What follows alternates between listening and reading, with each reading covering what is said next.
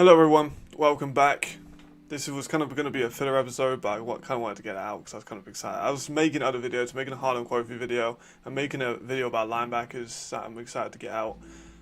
And then I watched the ELF live, and I was like, okay, I kind of got to make a bit of a quarterback ranking. So I've been doing that over the last kind of in-between period of making other videos and whatnot. So I wanted to make a quarterback rating, and obviously Silas and Nick I think are both excellent analysts, and I myself consider myself an analyst, so I kind of thought I'd put some input into their lists and kind of pull my part lists. And there are some things I disagree with on theirs and some things I agree with. I think the key thing would be, because I'm not really going to talk about Levi Lewis that much, hint he's not in my top 5, he's going to be performing really well on a bad team and might get picked up next year for a more established franchise. I think that's going to happen. I think that Levi Lewis is one of the most talented players, and if this list is going off talent, he's top 5. That's the difficult part that I think didn't get mentioned in the ELF Live podcast. That top 5 quarterback and top 5 talented quarterback are two very, very different things. You put someone like Jared Evans as a really good example last year with the Enthroners, was not a top 5 quarterback, but talent-wise, he's definitely up there. He was on NFL practice squads. So for him to not be a top 5 quarterback in terms of talent is kind of, a little off. You need a good coaching staff. Jadrian showed this. He had spikes in every single stat when he had a better coaching staff. Zach Edwards was better with the coaching staff that he had in the Barcelona Dragons. Statistically, it's Andrew. He just makes players better. He's a great offensive coordinator. And there are many coaches you see people spike when they go to different teams, and dips when they go to other certain situations with different quarterbacks. So it is a big thing, I think, to have a list for talent and have a list for production. Kind of going to merge the both of them because I don't feel like making 2 lists in the same video. I don't want this to be an hour long. It's already going to be pretty long, I think. I'm just going to kind of talk. Some people said I make a podcast. I kind of feel like this was going to be a bit more podcasty. I'm just going to talk. I'm not going to be looking at numbers and be like, he got 75%. I'm not going to be doing that. I'm just going to go off of my knowledge of film, and I'm just going to spit, basically. It might be rubbish. I guess we'll find out. The last few videos have been fucking banging. Like, they've been great. The engagement and the response I've heard from those ones is very, very positive. So thank you everyone for tuning into those. I think every single one of them so far has topped like the list. I think the only one it hasn't topped is a Flores video, but that one did really, really well, which I'm grateful for. So great news. All the ones so far have done great. So thank you everyone who's tuning in. Let's just get into the top 5, shall we?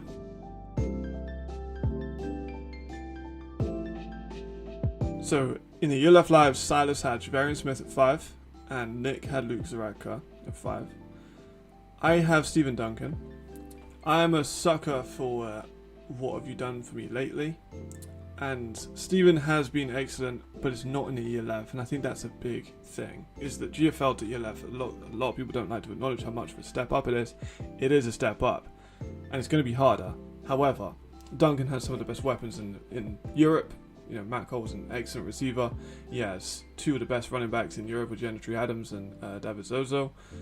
He has a fantastic offensive line with Amorim, who I did a video about yesterday, and Keanu, who I've done many stuff on and sung his praises from the rooftops as a British offensive lineman. He has Mazenbach, who's a very good receiver. He just has weapons. The defense is also solid, so he's going to get a lot of time on the ball to put up crazy numbers. Stephen Duncan will put up crazy numbers. He's also playing bad teams, which is going to help. This is an example of the production and the talent. Does he have talent? Yes. Does he throw into triple coverage sometimes so he gets a little bit pressed in the pocket? Yes. Does he have some bad decision making? Yes, he does. But he has a huge arm. He can hit pretty much every spot in the field, and he does use his short and intermediate game when he wants to. Just sometimes he can get a little bit gun-ho, I think. He's a little bit similar to Luke, I think, in terms of just his gunslinger. It's either a touchdown if I throw deep, or it's a pick, and I'm going to do one of them. Well, I'm a big fan of Duncan. I think he's great. He's huge as well. Very much like Luke, where it's going to be hard to bring him down, and it tires defenses out to tackle some 6'4", 230 guy like Steven. However, not in the ELF. I need to see him prove it, so he's a little bit unproven for me in what he's going to be able to do against these elite corners and more established defenses. So for me, Stephen Duncan's going to come at number 5.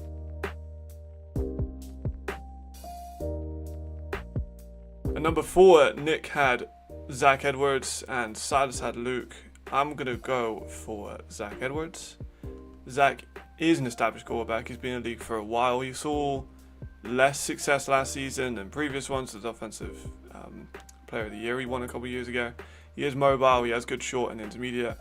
He gets very sketchy in a pocket, and I think Zach's a great guy. I've spoken to him many times. We actually have the same birthday, so that's pretty cool.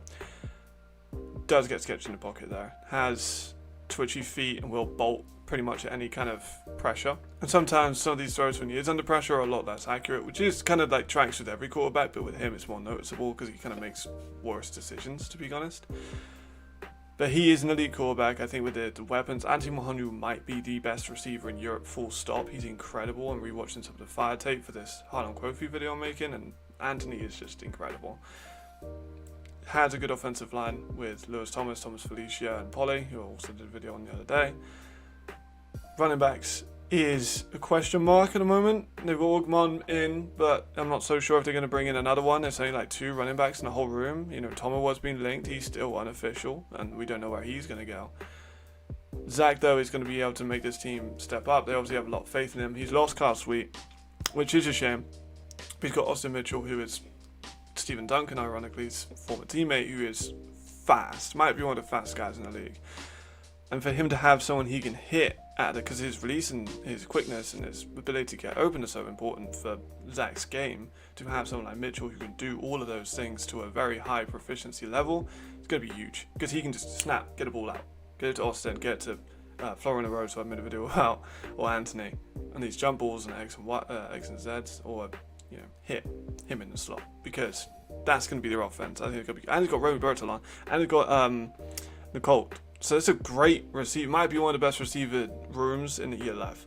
So Zach's got the weapons, production, talent, both meet, and I think he's going to be a solid number 4 quarterback. So Nick had Levi Lewis at 3, and Silas had Zach Edwards. I have Chad Jeffries. Surprising to some.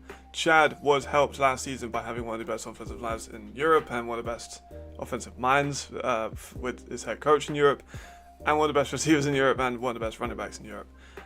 Is he an elite quarterback? Yes, of course he is. Has the offense taken a noticeable dip this season, in this offseason? Yes, I think it has. I think the offensive line has got better. Garrett Brandt is awesome, and I think that's an excellent addition. Joe Thomas is obviously going to be training the offensive line for a lot of it, and that's going to be imperative. They have not signed Tom Whitwell back as of the making of this video. They lost Markel Castle, which is huge. I think Cole is a good receiver, not Matt Cole, but John Cole. Great receiver, but he's not a Triple Crown winner, in my humble opinion. And I think that we'll see a statistical dip from Chad, but it does not mean he doesn't have the talent. And I think that he does, and I think he's a top 3 quarterback in the league, and he's going to be able to lead the offense to some success. The defense last year got him a lot of time on the ball because they weren't very good, and they kind of just conceded and then got the ball back to Chad. So Chad did have a lot of his stats kind of padded a little bit. I mean, you could argue because, he got the ball so much and had to make more possessions than some of the other people. But for me, Chad's the guy. He can hit every position on the field. He's extremely accurate. He has a good arm, and I think that overall he has a lot more developed passing game than most, if not, 10 plus of the quarterbacks in this league.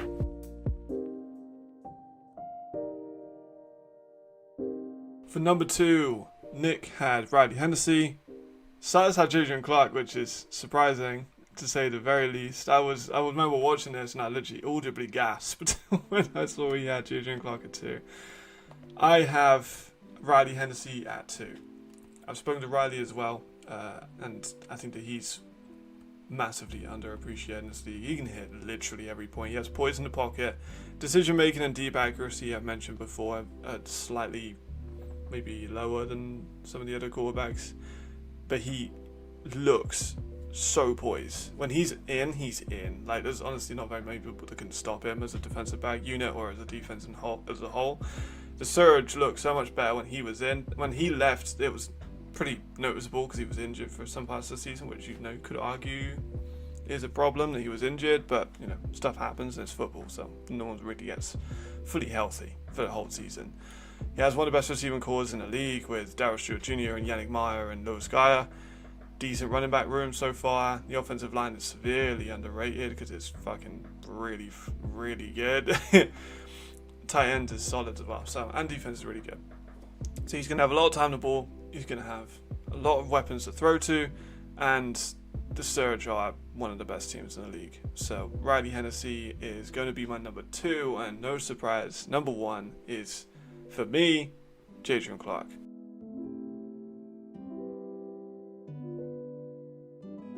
For Nick, it was also Jadrian Clark, and for Silas, it was Chad Jeffries.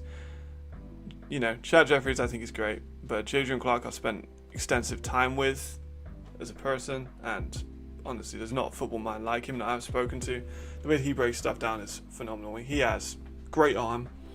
You know, some of the decision making, maybe he kind of gets a little bit like, you know, fuck it, I'm going to throw it deep to Anthony Mahoney because I can, because Anthony Mahoney's probably going to bring it down. If I'm being nitpicky, he can hit these excellent outside routes. Like, I don't think there's anyone in the league that hits the outside hashes like Jadrian Clark. It's awesome to watch him do that. And I got to the pleasure of watching him at UE this year, so I had it in first person, just been able to watch him hit like dice at people. Let me put like 100, we got 98 points on Birmingham, and kind of shows the dog that he does have, because some people that, like Silas said, that, you know, you might not have the dog or whatever, or of some other people, I'm not sure what that means entirely, but Jadrian was pretty pissed off that we didn't get 100 points. Like, we failed the 2-point conversion. He was like, fucking effing and blinding down the sideline, which I thought was great. Like, I love that personally. And for me, it's pretty clear cut that Jadrian is the best quarterback. He has the best coaching staff. He has Tom Sewell, he has Andrew, offensive coordinator, and he has John Schubert, now quarterback coach. So that just 3 holy trinity of former and current head coaches.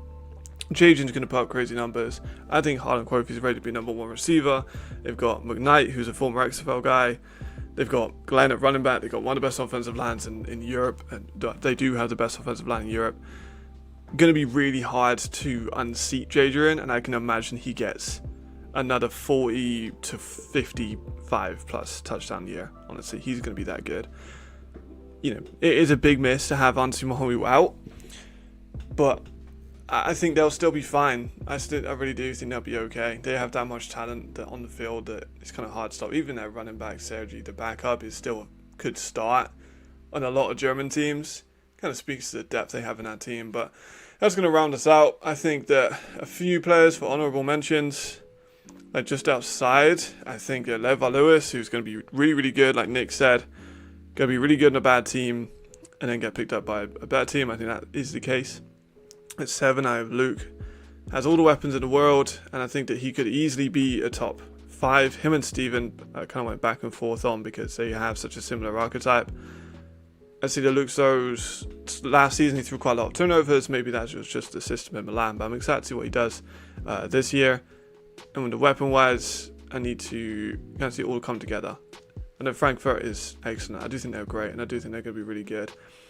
I just need to see if Luke can put the pieces together. I need to see if Sandro can stay healthy. I need to see if the offensive line is what it's cracked up to be. So those are questions I have with Frankfurt. DeAndre Forford is at 8. Haven't seen too much tape on him at the moment, to be completely honest. But he dominated in D2.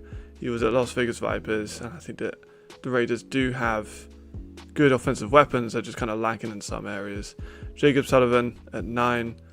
And then other players that kind of round it out with Zach Bronkhurst, Ben Holmes, Kyrie Lyles, Chris Helbig, and so on and so forth. Isaiah Weed and Carl Nakin, Javarian Smith, and Jack Mangle. So it is a very good quarterback class this year. I think it's very talented all the way through. So I guess we'll find out. This one's going to be a little bit shorter. I wanted to just get signed out in the meantime.